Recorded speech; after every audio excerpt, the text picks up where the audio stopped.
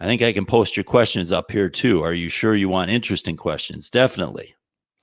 I think if you're getting an echo, I'm not sure. It might be on your end.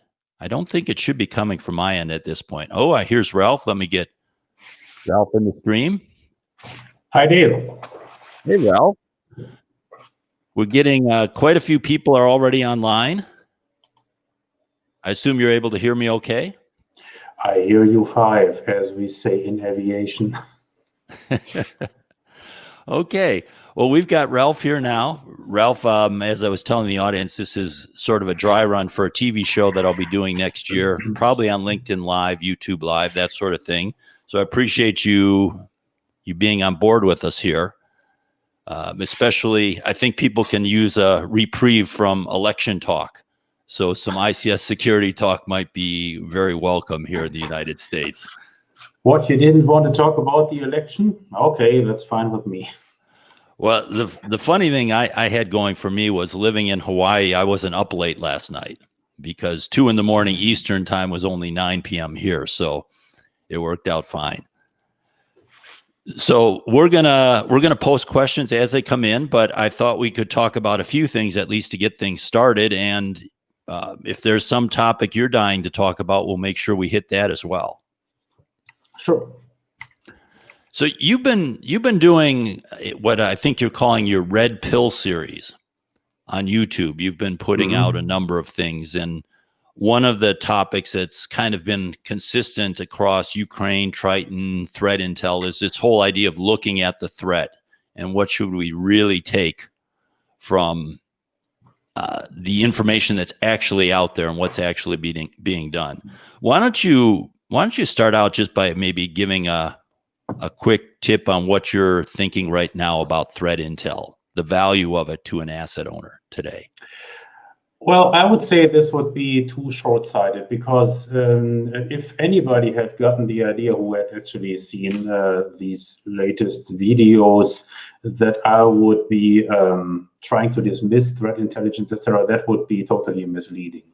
It's about something different. So having followed the OT security community for many years now, it appears to me that over the last couple of years, especially the last 2 or 3 years, our attention has been occupied by specifically this one topic of threat intelligence, threat detection, anomaly detection, etc.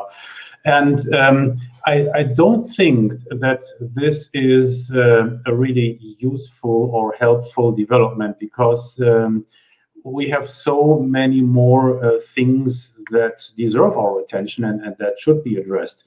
So what I am trying to do is just putting in a grain of salt here. You know, I think we should have more debate. I think before rushing into specific areas of research and technology, which apparently are mostly driven by a certain group of vendors in our space, we shouldn't forget about all the other things that we have accomplished and that we still need to improve on. I remember from the comments on LinkedIn, one gentleman wanted to discuss standards. So that would also be one area where we still need improvement. And we already have some useful results there. So that is the basic idea. The other accent that I want to set is that we will be in deep trouble if we move too far away from facts. Because at the end of the day, I think most of us still consider this as an engineering endeavor, as an engineering effort. And if we move too far from facts and experiment and numbers to speculations and hyperbole, this is going to backfire big time. And I have said that a couple of times already. Last time, I think, on stage at S4 earlier this year, when you just look at the facts, which in 1 minute, the last serious accomplished attack attempt against cyber physical installations was the Triconix attack, and that was almost exactly 2 years ago. Okay, so that, but in that same time frame, it wouldn't like the discussion on threat intelligence, etc., and how the risk is always piling up and the threat is piling up. That hasn't diminished. Just to the contrary, it has increased. So up to the point where one could even say the fewer attacks we see in real life, like documented attacks, not just the speculation and the hyperbole, but what we have seen in evidence, in hard evidence, the fewer actual attacks we see, the more the hyperbole we get. And just out of selfish interest, I think we are doing the industry. We are doing especially the OT security vendor side a disfavor if we continue overhyping all the threats, when at the same time decision makers start to wonder, what are they talking about? And everybody who has followed my work would know that I'm not the least downplaying the risk. So that is not my point here. I'm just trying to shift the discussion that we're having to cover additional topics that might get us further in our struggle to make our systems more secure. Yeah, I think that when I looked at your video, you had a second rule. I think it was, I wrote it down here. ICS threats are always exaggerated. And I think that is definitely happening. Jason Larson had an excellent little riff on this in his stage 2 presentation. He called it actor inflation, and he was saying his bong smoking buddies in Seattle could do these nation statey types attacks. And he pointed out, and I think you did too, that if you get hit and you can say it's a nation state, well, then it's not your fault. If you're trying to get budget and the nation states are after you, it's not your fault. So I think there is certain elements of that. What surprised me a little bit was you're even seeing asset owners hype up this. Southern California Edison, their CEO just put out an article talking about how they're repelling millions of attacks a day trying to take out the power. And it's like, no, you're not. I mean, maybe your internet firewall is getting hit, but that's about it. So, so you're seeing that. Exactly. But you're seeing ping sweeps, all right, and you're hyping this up to cyber attacks. Right. But I think one of the interesting things, now neither of you as our main line of business do threat intel, so I can imagine, Rob Lee, if he ever sees this, and some people on his team are like, well, those guys don't know what they're talking about, because admittedly, I'm not a threat intel person. I don't create threat intel. I don't review it. But I think what I look at it is, the threat intel I've seen, how would it help me as an asset owner? And that's what I'm not seeing a lot of value of, because I'm not getting information about some, they're spear phishing in, they're riding in a remote access, they're doing certain things. I don't see a lot of information there that would change an action that I would take in most cases. So that's the biggest challenge I have with threat intel right now. I don't know as an asset owner how I use it.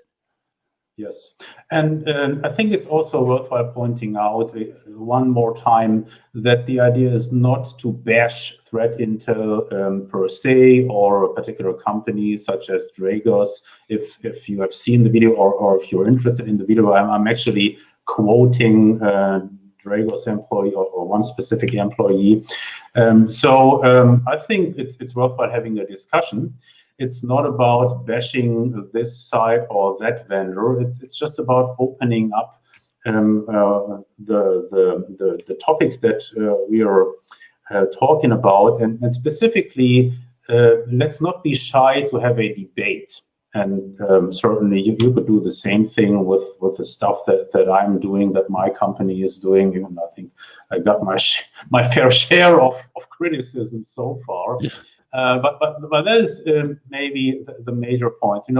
Years ago, many years ago, I had the feeling that when you were in this OT security community, when it still was small, you could say, let's just be frank here, like the dumbest shit. And people are sorry. They're just happy that they had a fellow person who was interested in this whole field. Yeah, it was pretty lonely there for a while, wasn't it? Yes, and you're just happy that you're not the only guy or not the only three guys talking about this subject. And I think we should move beyond that thinking, that group think. Right, so I think it would really advance our whole field if we would start more to actually debate on what people are suggesting, what they're putting out there, and always in a positive manner, a constructive criticism. I think that's a little bit missing from the discussions that we are having in our field. Well, just two other thoughts, then we'll move on. One is, I think that those companies that are offering threat intel and detection services, I've written about this, I think the real value for them is incident response. I think much more than their threat intel. Yeah. They have, their tools are there. They're collecting all this data. They know this stuff. They can come in and help someone with incident response. I don't think they're really helping them a lot know who's after them. Yeah. That's one point. And then the other point was, because you did a video on Triton as well. For me, I don't know why I didn't think about this earlier. The MITRE attack evaluations got me thinking about this. Why don't we know more about what they were going to do to the DCS? Yes. The safety system was just so whatever they did to the DCS would be big, but where's the intel about how were they going to try to cause damage to the DCS that the safety system wouldn't stop? I think it's worthwhile going into a little bit detail here, because what we still don't know at this point is what could they have done by just compromising the safety systems. That's actually, in my opinion, a very interesting question, and it could be answered easily if you would just know how the safety system, how the Triconnexes were wired, which processes they were controlling, and which authority they had. So in theory, it could turn out that the attackers wouldn't even have needed to do any manipulations against the DCS. Really? Why is that a credible assumption? Well, it's very simple. A safety system, people out there, a safety system just doesn't cut electrical power. That's not how it works. So you need a safety system if you have a complex process and you want to put that complex process to a safe default baseline state the quickest way possible. Okay, and in order to do that, you cannot simply cut the power. You need to perform a certain set of operations, controlled operations at a certain time, etc. So and the interesting thing is for the attacker, the safety system has ultimate control authority. So in very rare situations, you might have a manual backup, like you have still the hard cut the power button. But however, as I said, this might not do the trick, because just think of something simple as a furnace. If you cut electrical power to a furnace, you will just melt the whole thing. It needs to be cooled. Think of a nuclear power plant. In a nuclear power plant, the safety system is about half of the whole INC. It's not like this tiny little thing. It's like the big brother that is monitoring all the actions that the operators take, and the safety system always makes sure that the operator doesn't do something stupid or unsafe. Okay, and this is what we call a preventive safety system. So the point is, just in very small detail here, this could be figured out rather quickly. I would just allege that certainly the operator is fully aware of the impact that this could have had, but apparently they don't want to publicly disclose. Otherwise, we would know this by now. So long story short, my assumption is if we consider the Triconnexes as a juicy target, that the attackers probably wouldn't even have needed to mess with the normal process control system. But certainly that's speculation, but that would make the attack rather worthwhile. Okay, well, we got some questions coming in. Our friend Michael Tucker asked one related to this. I don't know if you can see the questions, Ralph. But I can, yes. Okay. Yes. So is the infrastructure for blocking and stopping attackers in place to aggressively and quickly respond to the threat intel on OT or IT systems? It depends where they are. I think at the perimeter, I think you can stop them from getting through the perimeter quickly. People have pull the plug processes in place. I think if they've gotten through the perimeter, I don't see it. Do you see it differently? No, I don't. And that is actually, I'm glad that Mike and yourself bring that up, because that is something that always puzzled me in that whole discussion about risk that we are having for years now. So I used to refer to this as like the maneuver speed in your response. Like how fast can you respond? Or in a bigger context, what is your OT security capability? You could also call that maturity, but I'm thinking more of a specific technical capability here. How quickly can you respond? So let me just use a different frame here before we go back to the having discovered like the bad packets in your networks. Let's just assume that ICS or CISA puts out a new alert. Now we positively know that some nation-state player, let's just assume it's not the Iranians because they're apparently more interested in website defacements. It's the Chinese or the this or the that. So they are going after the power industry or whatever.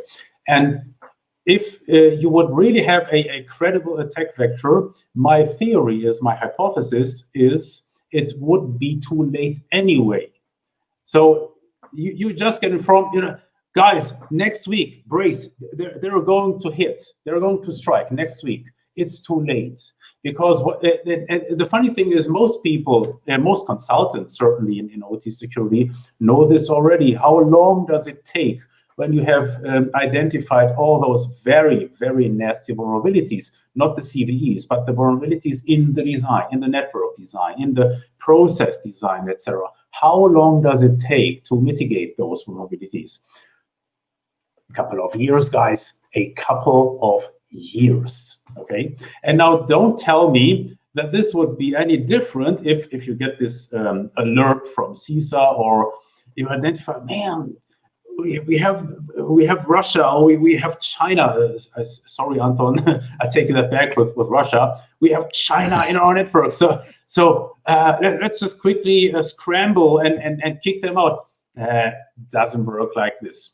And I think it's really worthwhile pointing that out, because the more nasty scenarios in OT, the more nasty cyber-physical attack scenarios, they materialize within minutes.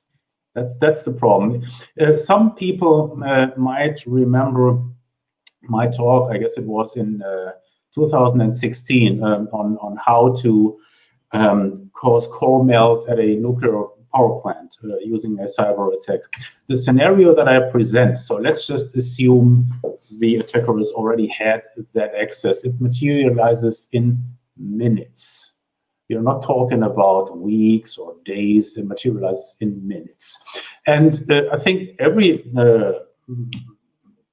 practitioner in this space, certainly the consultants, they know about scenarios such as this, where you just don't have the time. So your response would be much in advance. Like you try to identify these scenarios and then you just try to block these attackers for whomever they might be. This is why a couple of years ago, I stated that we should try the best to be threat agnostic. Again, I'm not dismissing threat intel. It's good if you have it, but it probably doesn't take you all the way, because as you said, Dale, it is maybe an illusion that you could do something of significance once that you have spotted the attackers, assuming that now we are talking about not the ping sweeps that we have mentioned earlier, but we are talking about people who know what they are doing. Probably a good example would be the Ukraine attack. So if you hadn't caught them in the infiltration phase, once that they have the credentials for the remote access to the control centers, then it's already too late. Well, let's hit a few other questions. We're getting some good ones in here. This one's an easy one. I'll take this one. Asking about our on-ramp 101 level training. We were running that through a workshop type of approach where we'd run it about every other month, and we'd show the 10 videos and we'd try to build up some discussion. The discussion boards have kind of lightened up. So actually next week, I'll start putting those videos up on YouTube, the full videos. So we're going to move the on-ramp basically to YouTube, and we'll do the same for the highway, the 201 level course. So you'll be able to see those whenever you want. We'll probably take some of the discussions we had from the discussion board, some of the Q&A, and put them up there for a little context. But just stay tuned. I'll post that on LinkedIn and such. This is an interesting question. Conflating IoT with industrial security. I think his question here is kind of interesting because it assumes that it's a bad thing. So conflating IoT with industrial, how do we get in front of this narrative? I wonder if it's a bad thing. Sometimes I think thinking of industrial security or ICS as a monolith is the wrong approach almost from the beginning. There are certain parts of your process that are very critical. There are other parts that are not. I'm thinking like we work with an asset owner who's allowing someone to manage part of their boiler system remotely, but they're only allowed to manage certain points within certain ranges. So how is that necessarily different than maybe some limited function IoT out there?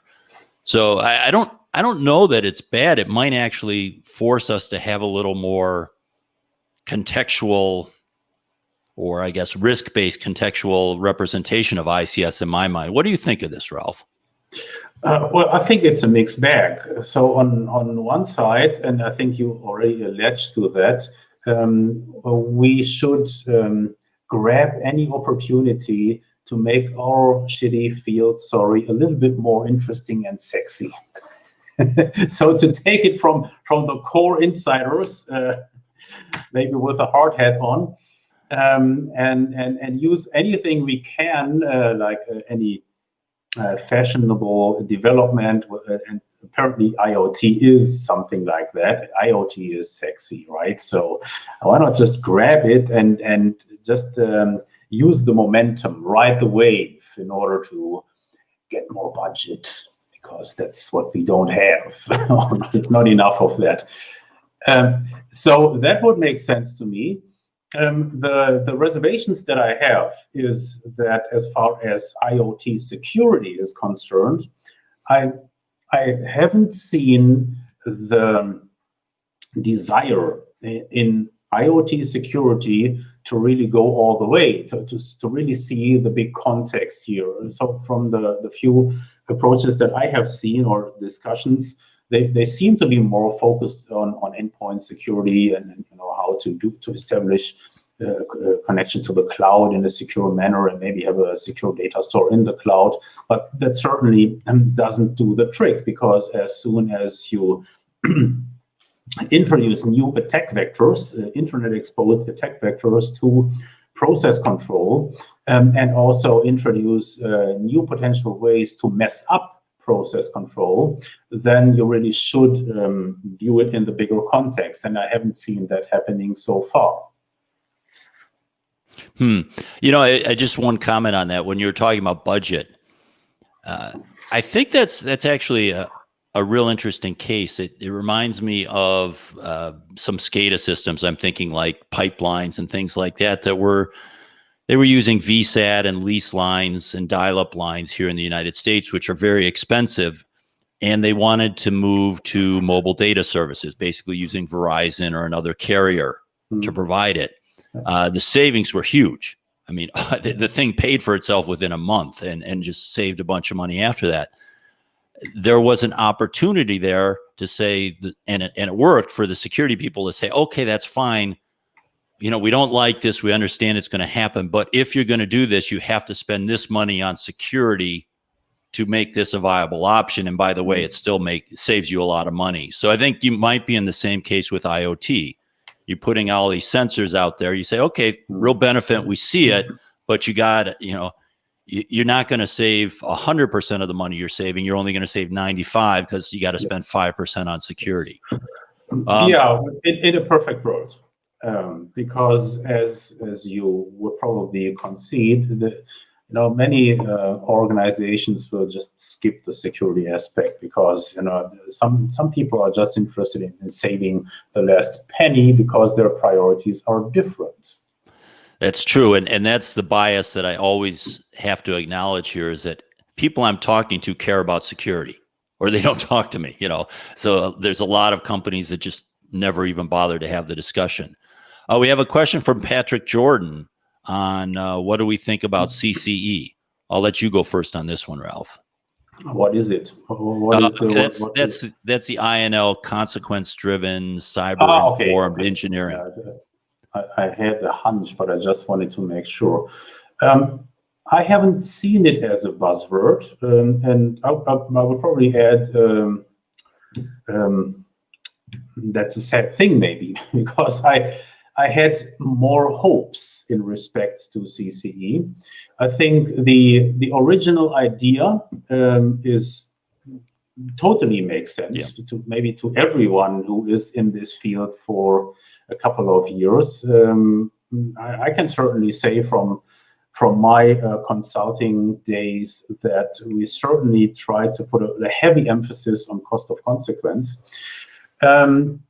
I think it might have just lost steam because maybe INL didn't put enough emphasis into the whole thing. So in my opinion, the whole effort just took way too long, because I remember discussions on CCE that went back years ago, and Andy Borkman and Zach Tudor, and I was always like, yeah, sounds like a very solid, good idea, and it's not like from outer space. So if you have been in OT security, you should be able to relate to it. So where is the beef? When can we have it? And then it kind of like petered out. And I remember even grilling Zach about that on stage at S4. And the only thing that Zach had available was a sheet of paper, like a leaflet, or a giveaway, like a product pitch. And I mean, that's better than nothing, but I had expected a little bit more, especially since I was under the impression that INL wanted to really turn this into a big thing. So that had happened, and for this reason, in my opinion, I don't see the buzzword anymore, up to the point, proof of concept, where I didn't even couldn't even relate it to this whole thing. So the acronym to me is like petered out. Yeah. Patrick seems to agree with you. I do have some comments on those, and please send in more questions. I've got a few queued up here, but we have time for more. We're going to go probably close to the top of the hour, assuming everything works here. So I do know on CCE, I do know that Andy Bachman has a book that's coming out this, I believe, Q1 of next year. But as you said, I was pressing them for more details at S419, at S420. The speed is a huge problem, and it's a huge problem in the industry. I think I'm always pushing that we're moving much, much too slowly on almost every front. But I also think there's a danger with CCE. They did a pilot with Florida Power and Light that took, I believe, man years worth of work to accomplish. And they go into quite a bit of detail. They do a lot of looking at the system, documentation, a lot of things. And my concern is that people, when they're looking at the consequence side of the risk equation, they'll think, oh, this is a huge effort. And I think focusing on the consequence side, from what I've seen with asset owners, is often where they're going to get their most efficient risk reduction after they've done the basic blocking and tackling on that side. So my hope is that people don't say, oh, CCE is too hard, we're not going to do that. Instead, they say, hey, let's just look at high consequence events that maybe we identified in our cyber PHA or our HAZOps. Can they be caused by a cyber event that we didn't consider? And how do we stop that from happening? You know, to me, I think in man weeks, sometimes you can find the easy answers. So I'm hoping these methodologies don't slow that up. I would even go further and say man weeks isn't good enough. It should ultimately be possible to do that in man days. And I certainly I'm aware that I'm stretching the argument here. Yeah. But how do I see that coming? First, I would argue that a stripped down version, a streamlined version of the CCE would be a good thing to do, like the CCE Lite. Let's get it practical, okay? So let's get it into a stage where asset owners and consultants can just play around with it and then just take it for a spin and see what happens, okay? And the other thing that I see is I think there is a solid chance to streamline it and to make the process much more efficient once that we are able to standardize. Like we're not starting out with one particular site, with one particular power plant or whatever. We were starting out with an industry, or at least a subsector of an industry where you have similar challenges. And you know, coming back to nuclear, that would be like an easy one, because there are not 500 ways on how to cyber attack a nuclear power plant with even the slight chance of success. There are just a handful of credible scenarios, and especially in nuclear, or let's just say in high consequence environments, the beauty of it is that the consequence part is already so well researched. So everything that has to do with potential disastrous failures, just radioactive release, etc., with explosions, you already have your HAZOps, etc. And I think that's also the starting point for AE solutions and their approach. So if we would try to focus on industry first, or let's just say process designs, and why not have INL go down that route first? Because I mean, apparently they have some very good insight in both nuclear and power generation and distribution at large. So that would look to me like a no-brainer. But I think the bottom line is, as you said, we have to speed things up. And maybe one way to do that would be to set an artificial deadline first, like whatever you're proposing, if it's a new methodology or a new concept or whatever, a new framework, a new standard, just make sure that you will be able to demonstrate results within X months or X weeks or even a year if you start out. However, what I'm arguing for is that we go away from these open-ended projects like 62443 or in like CCE. So apparently it looks to me that INL never had put a deadline on this effort. Yeah. I see our good friend Andy Bockman still on a stage somewhere in 5 years and talking about improvements to the CCE. And to me, that would be like the worst case. So we really need to add some punch here and demonstrate results much quicker than we have been able to do that in the past. Yeah, I can tell you when you talk about days instead of weeks. I did have the opportunity to participate with John Cusimano and AE Solutions on what they call a cyber PHA. Mm-hmm. And if they had the PHA, so they knew all the really bad things that could happen, and identifying if those could be caused by a cyber event and brainstorming ways to make that impossible was days. It was not a long time. So I think now for some manufacturing where maybe they haven't done that as rigorously in identifying the bad things, it might be a little harder. But if you've done the PHA, the HAZOPs, it should be very simple. Yes. I want to go to.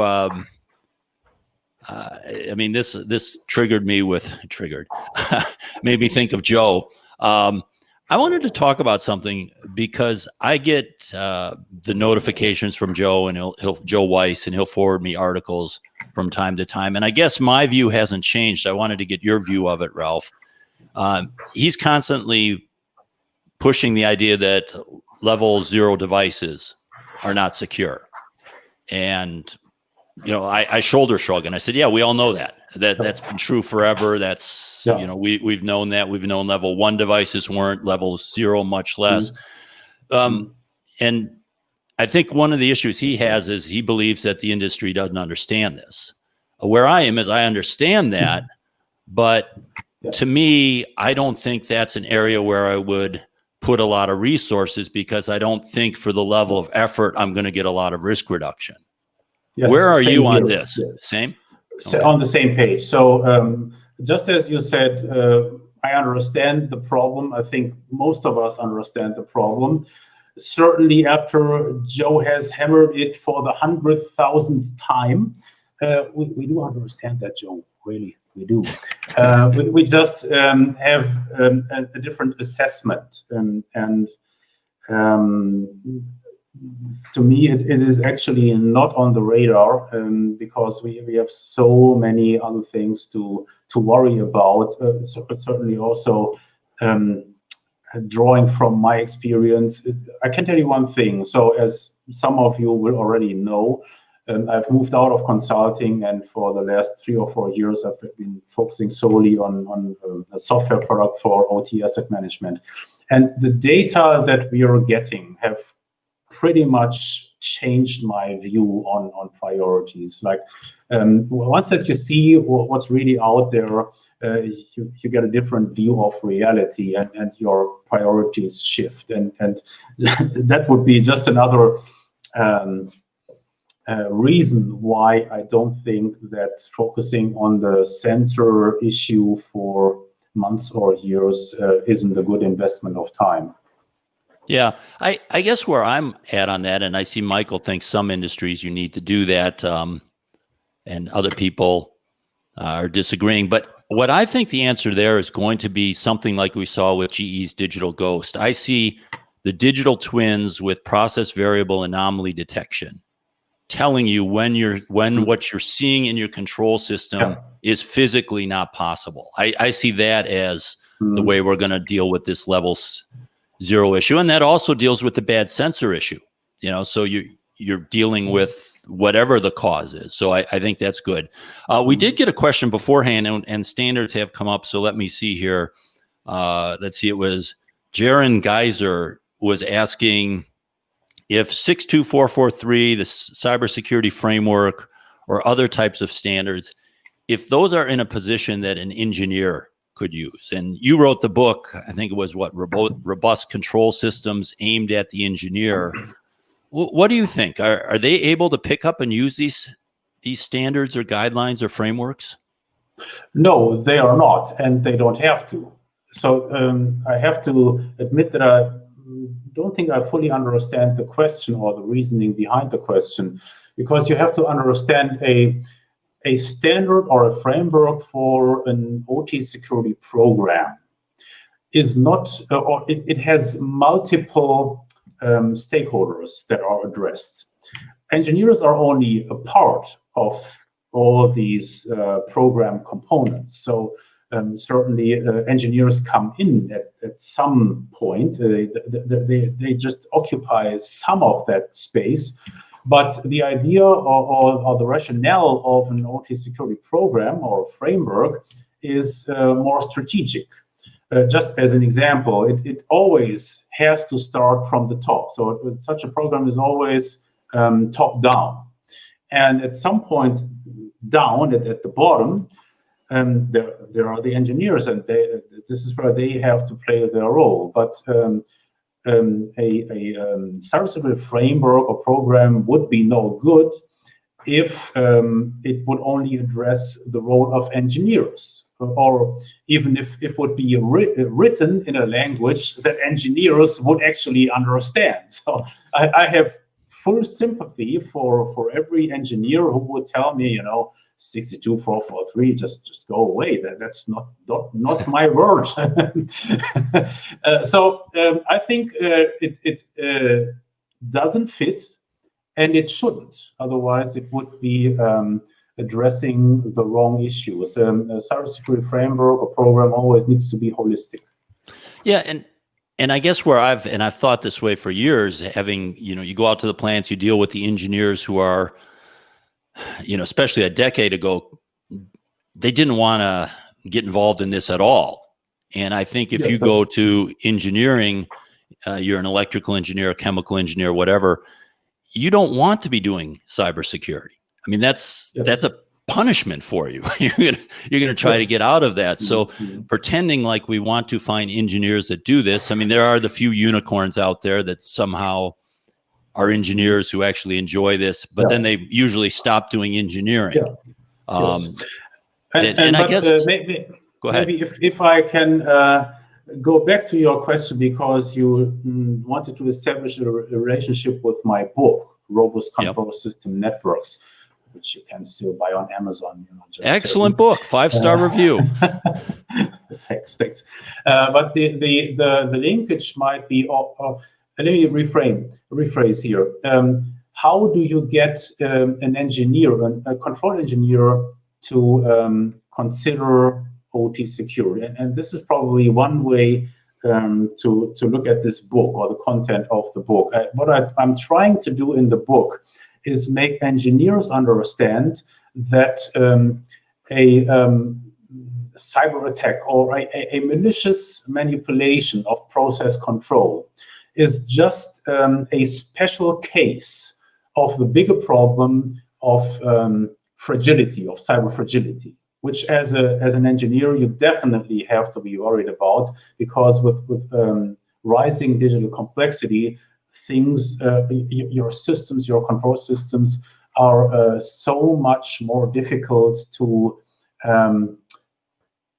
make them reliable, like you can, and so if you lose the reliability, if you lose the determinism, you're losing control, and that is, my punchline for the engineers. Engineers are ultimately concerned about control and how to keep control, and that they should view OT security from this angle, that they have just lost control as a very special case of lack of reliability, lack of determinism, because of cyber fragility and because a system wasn't designed in the most robust way possible.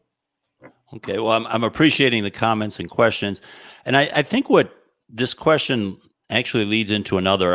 It's funny, I don't know why, but somehow in the last month, when I looked at that risk equation, I looked, risk equals likelihood times consequence. It became really clear to me that likelihood is what the security people work on, and consequence is what the engineers work on. And you need to have them talking together. But this whole concept of convergence, IT-OT convergence, which Daniel's asking about, what we think about it, do you have an expert definition for it? I personally don't even like the term, because I'm more in the Patrick Miller school that it's all T, it's all technology.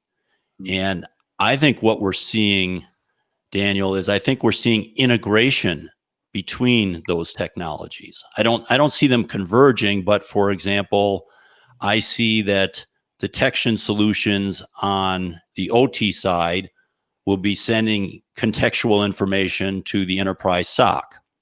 And I see, a product like yours, Ralph, the asset management solution, that's always a single source of truth, is going to be on the OT side, but it's going to be sending information to ServiceNow for tracking and metrics.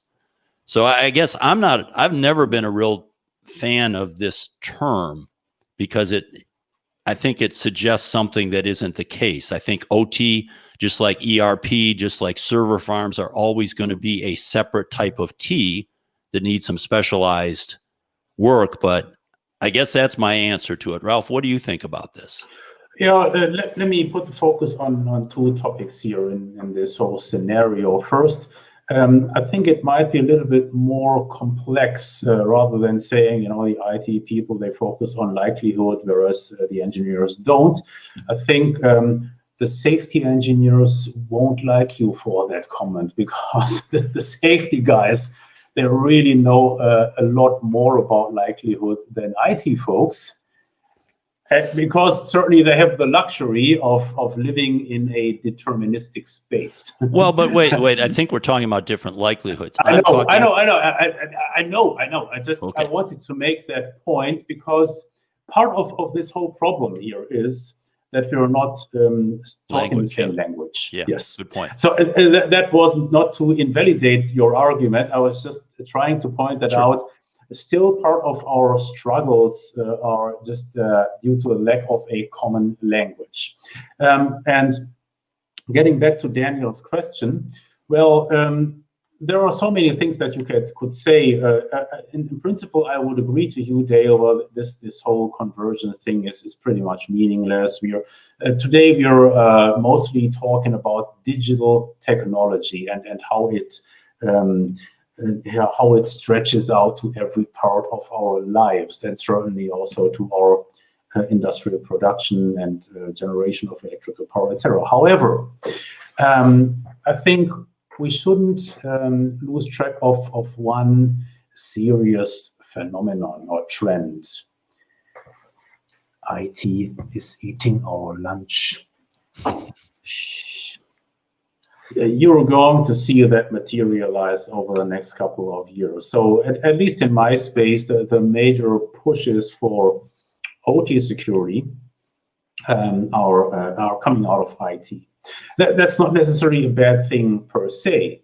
However, in many cases, the expectations that drive these efforts turn them into specific directions, where probably many of us would say, well, wait a second, this is not going to work. You can already see,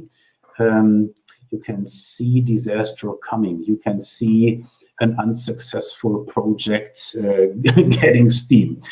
So I've seen that a couple of times, and probably also other people, that this push from IT to just overtake OT, I think a few good men will be lost along that way, because some people in OT will at some point in time simply say, okay, I had it.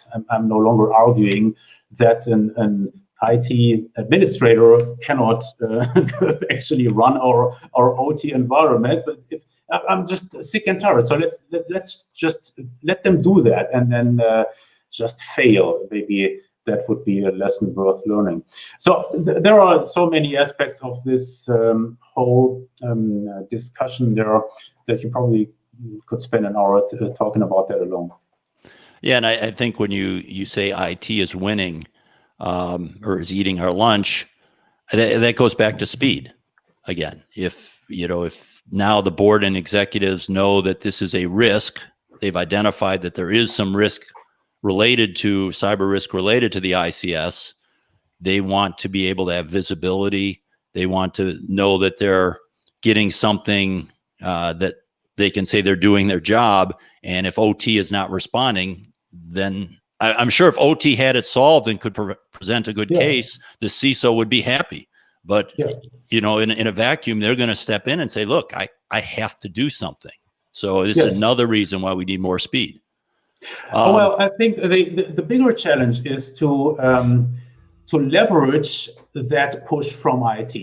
And I mean, let's be perfectly honest here. That in itself is a good thing. It's a good thing to have, because usually we also see the bigger budgets in IT and also in IT security. So that's a good thing.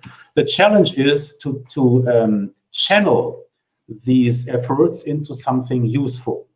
And maybe the less productive thing that you could do as an OT person is to try to shield yourself and your environment. So you really need to do the judo trick or jiu-jitsu, where you take all that weight from your opponent, and then you just win that fight. And at the end of the day, everybody is happy. So that would be a good success story. Ron Fabela is pointing out, certainly I would agree with that, convergence is one of these buzzwords that probably are good for convincing somebody in management, but it doesn't get a lot of stuff done in real life. Okay, let's hit a couple more. I wanted to ask a question here, and I think I've asked you this on the hike, but I think it's interesting. So, which hike? I think last time we were in Austria. Okay. So, and you mentioned it. You have a very unusual career in the sense that you were early in this space, in the ICS security space. You kind of stumbled upon Stuxnet, and that became a passion of yours for a while, ate up most of your time. And then you kind of took a left turn or a right turn, I don't know which direction, but you took a turn and focused on this robust control systems, which to me, as opposed to riding the Stuxnet train. And then right when you were, kind of focused on consulting, and this is where the question is, you took another turn and said, late in my career, I'm going to start a product company that does asset management. I mean, which certainly isn't the low risk, low effort, easy road to take. Being in a similar part in my career now, I can't imagine starting a product company and going through all that. What was it that drove you to do that, is the question. Oh, well, I think there were a couple of reasons for that. And first of all, let me tell you, for me, it was all just logical. It was a very straight progression, even though it might not seem so for an outsider. But let's just focus on the move from consulting to a software, let's just call it a software startup. What I realized in all my consulting that we did, and that stretches a time frame of roughly 20 years, that there was a critical piece missing, and that was simply detailed knowledge on the subject under consideration. And I also realized that this missing link was even as prevalent for other use cases, such as engineering and maintenance. And that's certainly, it's just a function of digital complexity. So when you think back, in the 90s, when asset owners were just starting out to connect control systems to local area networks, you really didn't need a lot of asset management, etc. So your Excel spreadsheet was good enough to document your 20 controllers or so. Today, we live in a world where, some of our customers, they're running a couple of thousand networks.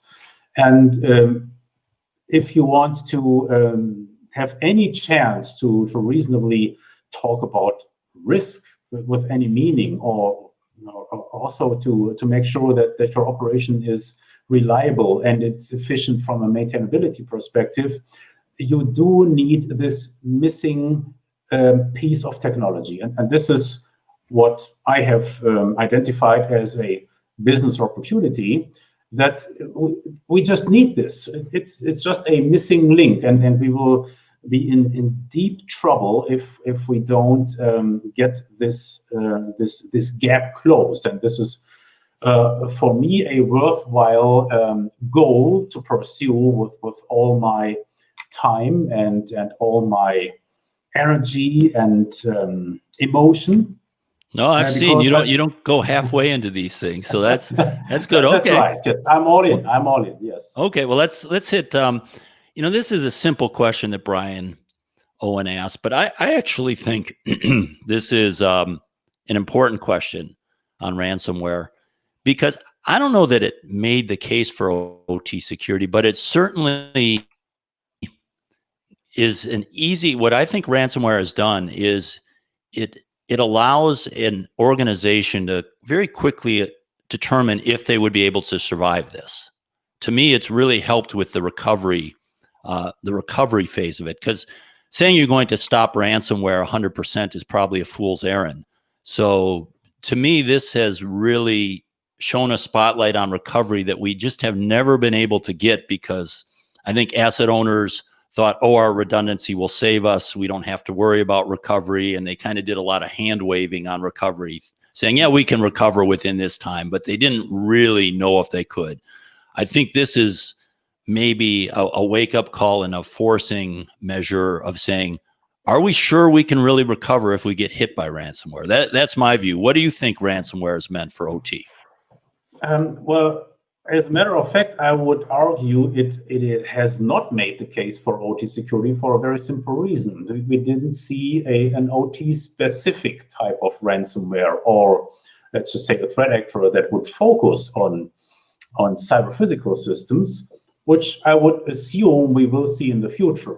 But the funny thing is, if you are, let's just say, a decision maker who is short on budget, you could simply make the argument, well, for OT, we don't need to worry about ransomware, because so far the threat actors didn't manage to actually do something to our control systems. And I think everybody in this conversation would agree, it's not that they would be so much better secured.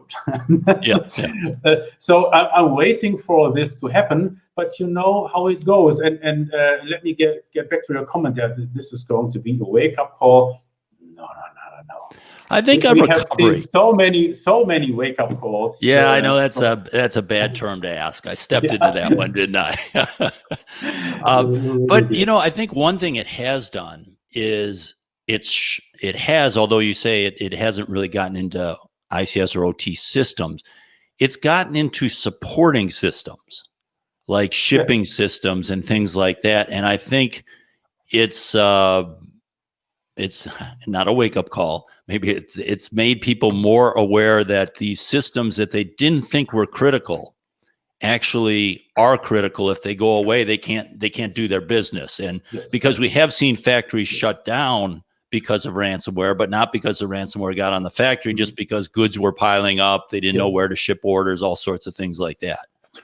Yes, absolutely. And I think, and this way, maybe Bryan is right, or he's leaning in a productive direction, because if I still were consulting, I would definitely push the risk of ransomware to asset owners in the OT space. That would be my biggest concern, because we are seeing this is an emerging trend, and this is something that we can only expect to grow, because what the threat actors have learned is, there is good money in there, so it's a good business model. And look at this comment here. This almost ties back to the beginning, though, where we started about hyperbole on the threat and hyping the threat.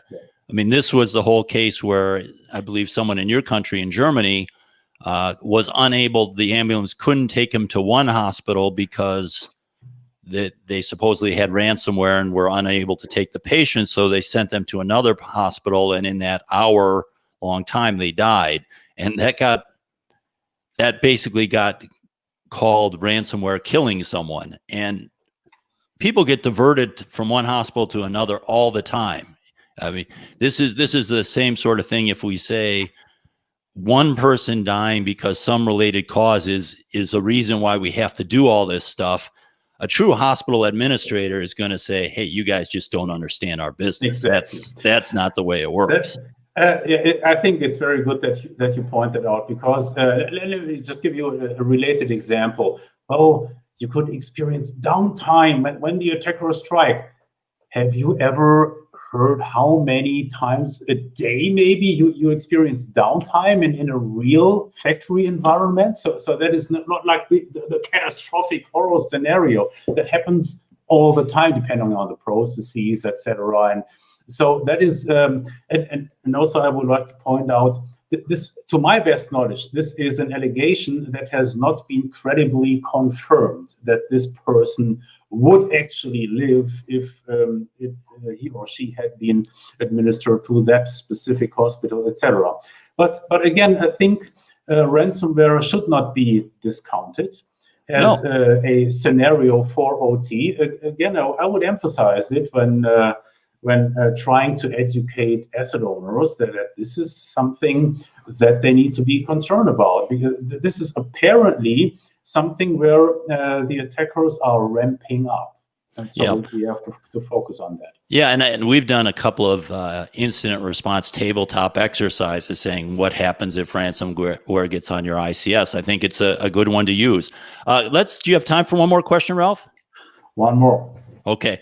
This one's kind of interesting because it talks about government's investment. I assume that's what he means by public investment funding of let's broaden the question to ICS security. Forget about exact programs, but what do you think? And let me give 2 cents on this before you answer. But the question is, what do you think government should be spending money on when it comes to helping us with ICS security? I will tell you that I've been a little disappointed by some of the funding efforts. For example, DOE funding the software bill of materials and vulnerability analysis of Schneider Electric equipment.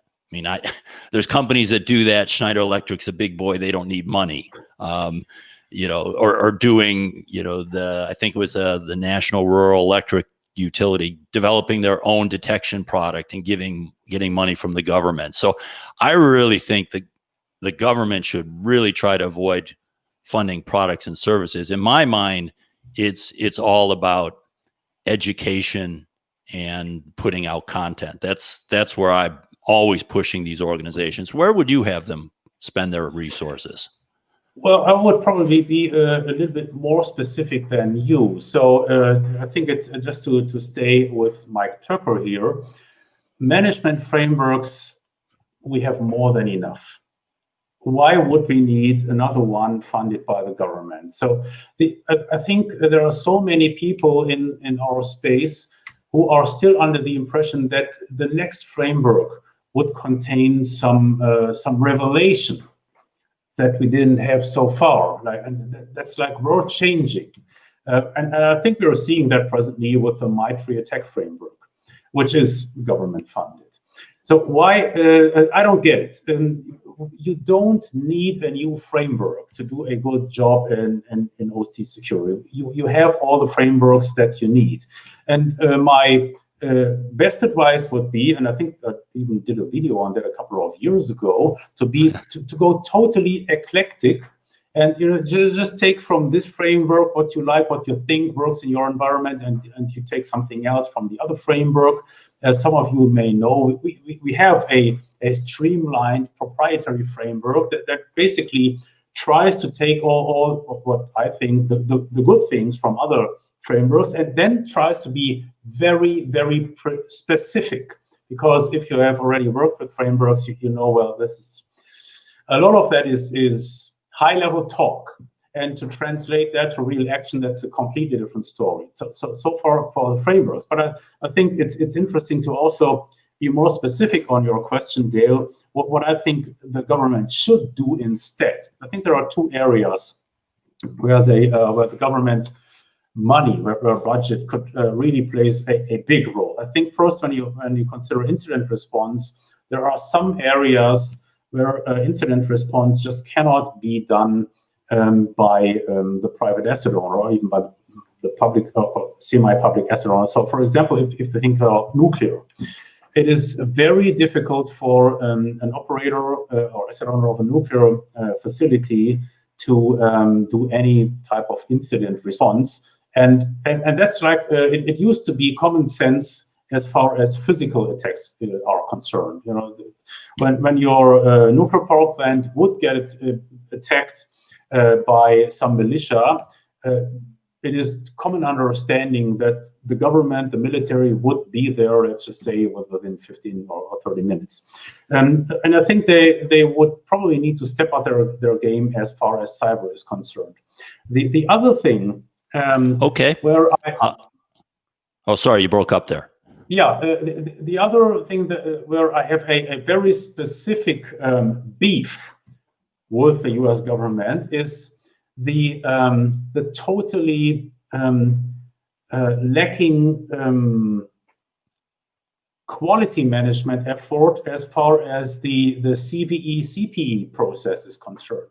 So, I mean, just imagine everybody is so concerned about vulnerability management. So mapping the known vulnerabilities to the installed base, okay? And the logic behind that is so flawed that I would think somebody at Mitre, like a small team at Mitre, given that they had some reasonable budget, they could do so much better and just solve this problem. It's a problem that's easy to solve. It doesn't require a specific new innovation. It's mostly about agreeing on specific formatting, etc.